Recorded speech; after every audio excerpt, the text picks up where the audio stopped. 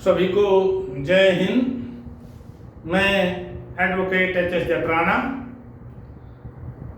And NCC officer 1 Delhi armoured squadron NCC Rohini Delhi directorate.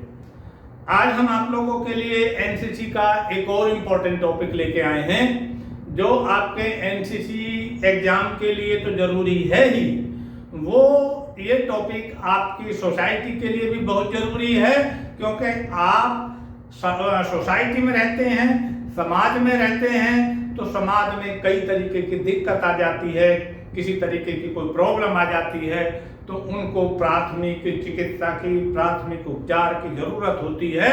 तो इसलिए ये टॉपिक आप लोगों के लिए सभी तरीके से इम्पोर्टेंट है। इससे पहले हम इस टॉपिक के ऊपर बात करें, आप हमारे चैनल को सब्सक्राइब करें और साथ ही आप ये भी ध्यान रखें कि आप हमारी वीडियो को आगे फॉरवर्ड करते रहें, ताकि ज़्यादा से ज़्यादा एनसीसी के कैडेट्स हमारी वीडियो का लाभ उठा सकें। आज के टॉपिक का नाम है फर्स्ट एड, जिसको हम प्राथमिक चिकित्सा या प्राथमिक उपचार भी कहते हैं। ये हमारे टॉपिक का नाम है। ये टॉपिक हम आपको 2 पार्ट में पढ़ाएंगे, क्योंकि टॉपिक लंबा है। और पहले पार्ट में हम फर्स्ट एड क्या होता है, फर्स्ट एड के प्रिंसिपल्स क्या होते हैं, फर्स्ट एड के कितने कौन कौन से इंस्ट्रूमेंट औजार होते हैं जिनके मदद से हम अपने रोगी की हेल्प कर सकते हैं। तो सबसे पहले हम जानते हैं कि फर्स्ट एड क्या है। तो फर्स्ट एड क्या है, यानी डॉक्टर के आने से पहले या रोगी को डॉक्टर के पास ले जाने से पहले रोगी को जो सुविधा, जो चिकित्सा, जो सहायता मिलती है, उसको हम प्राथमिक चिकित्सा या प्राथमिक उपचार या फर्स्ट एड कहते हैं। ये आपके एग्जाम में आएगा, इसकी डेफिनेशन पूछी जाएगी। डेफिनेशन को फिर देखिए कि डॉक्टर के आने से पहले या डॉक्टर का इलाज मिलने से पहले रोगी को जो भी सहायता दी जाती है, मेडिकल सहायता दी जाती है, उस मेडिकल सहायता को प्राथमिक चिकित्सा कहते हैं। ये आपकी डेफिनेशन हुई। अब यदि प्रिंसिपल्स की बात करें, प्रिंसिपल्स ऑफ फर्स्ट एड यानी प्राथमिक चिकित्सा के सिद्धांत। ये प्राथमिक चिकित्सा के जो सिद्धांत हैं, ये 10 पॉइंट्स होते हैं। इन पॉइंट्स पर आप ध्यान रखेंगे, और क्योंकि पॉइंट्स भी आपके एग्जाम में पूछे जाते हैं। पॉइंट्स क्या है आप ध्यान रखेंगे। नंबर 1, प्राथमिक उपचार बिना किसी जल्दबाजी के, शांति से और जल्दी भी करना है, यानी बिना किसी जल्दी के। ये देखो, बिना किसी जल्दी के जल्दी, उस जल्दी का मतलब क्या, बिना किसी जल्दी के करें, शांति से करें, लेकिन वो जल्दी इसलिए हो कि जो आप उपचार दे रहे हैं वो ड्यू टाइम दे दे। ये आपको ध्यान रखना है। नंबर 2, यदि रोगी का सांस रुका हुआ, कई बार ऐसा होता है कि आप युद्ध के मैदान में हैं, क्योंकि फर्स्ट एड की जरूरत कहाँ है, जवानों को युद्ध के मैदान में खास तौर से पड़ती है, क्योंकि युद्ध के मैदान में ही वो युद्ध के लिए गए हुए होते हैं, वहीं रोगी घायल हो जाते हैं। जब घायल हो जाते हैं तो उस टाइम उनको प्राथमिक चिकित्सा की जरूरत पड़ती है। प्राथमिक चिकित्सा के जितने इंस्ट्रूमेंट्स हैं, उन इंस्ट्रूमेंट्स के बारे में जो उनके अपने हथियार हैं, उन्हीं से ही काम चलाना पड़ता है। तो इसलिए आपको ध्यान देने की जरूरत है। नंबर 2 हम बता रहे थे कि यदि रोगी का सांस रुका हुआ है तो उसको आर्टिफिशियल सांस दे, उसको कृत्रिम सांस दे। आप उसके मुंह से अपना मुंह लगा करके उसको पूरा सांस देने की कोशिश करें, ताकि उसका सांस आ जाए, उसका सांस रुके ना। नंबर 3, रोगी के खून को बहने से रोके, क्योंकि मान लो कोई इंजरी हुई है, फैटल हो गया है, तो आप वहां ब्लड निकलेगा, तो आपकी ड्यूटी बनती है कि उसके रोगी के ब्लड को बहने से रोकना है। तो उसको ठीक तरीके से जो भी पट्टी बांधनी है, पट्टी हम बताएंगे कि जो इंस्ट्रूमेंट्स हैं उन इंस्ट्रूमेंट के अकॉर्डिंग आपको आगे बताएंगे। तो यहाँ आपको क्या कि खून को बहने से रोकें। नंबर 4, रोगी के घाव का यदि बहुत ज्यादा उसको वुंड है तो घाव का स्वच्छता से उसको सफाई करें और तब उसको प्राथमिक चिकित्सा दें। इस पर आप ध्यान रखेंगे।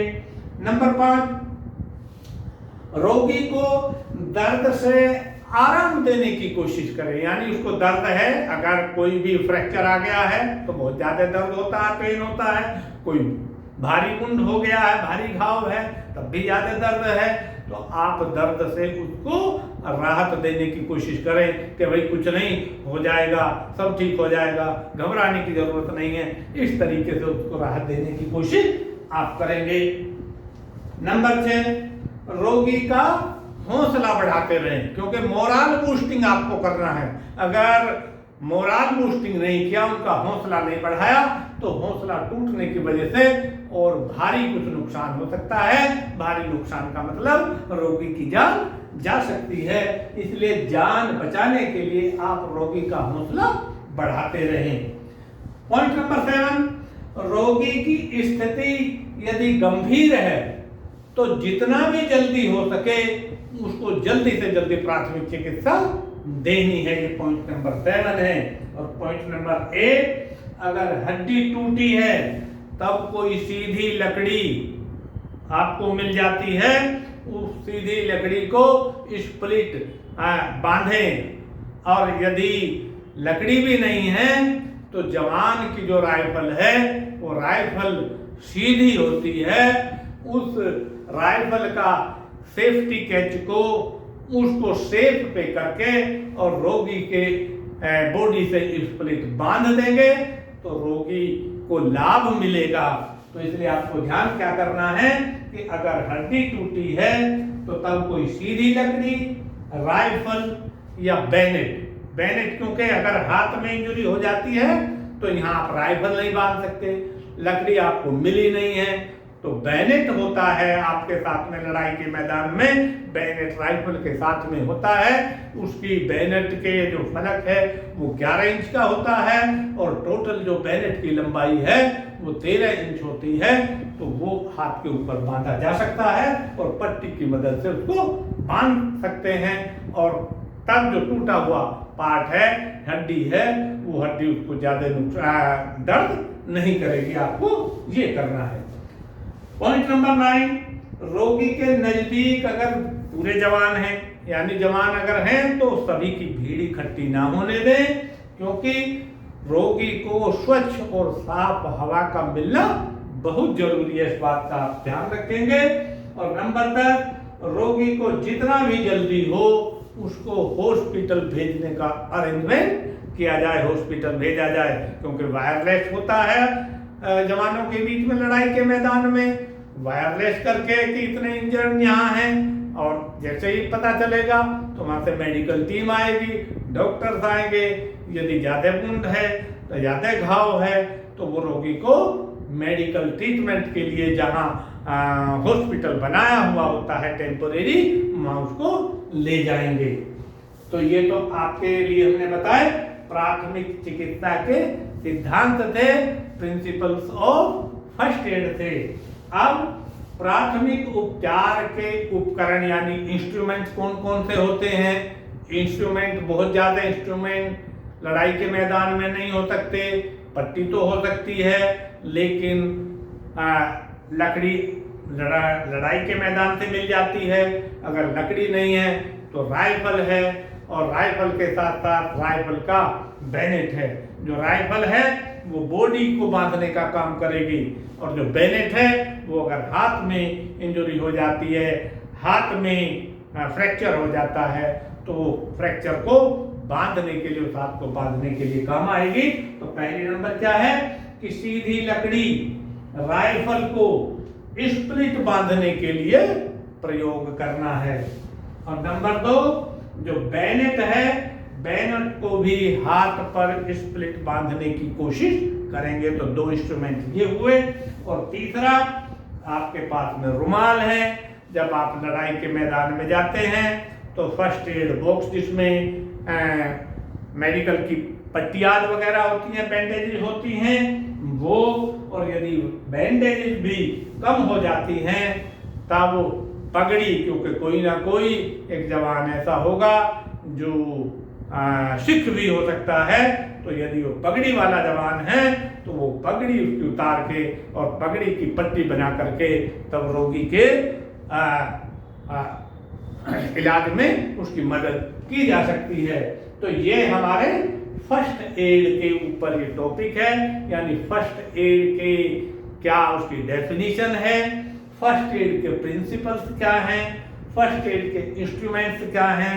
तो ये आपका 10 नंबर का क्वेश्चन, चाहे आपका बी सर्टिफिकेट का एग्जाम है, चाहे आपका सी सर्टिफिकेट का एग्जाम है, चाहे आपका ए सर्टिफिकेट का एग्जाम है, सभी में पूछा जाएगा।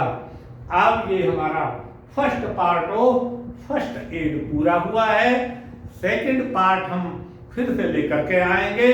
तो जब तक कि हम नई वीडियो लेकर के नहीं आते हैं तब तक के लिए हम इस उम्मीद के साथ में आपसे विदा लेना चाहेंगे कि आप इस वीडियो को लाइक करें, इस वीडियो को शेयर करें, इस वीडियो के ऊपर अपना कमेंट जरूर लिखें और साथ ही चैनल को सब्सक्राइब करना न भूलें। और जब तक कि अगली वीडियो के साथ में न आ जाए तब तक के लिए जय हिंद।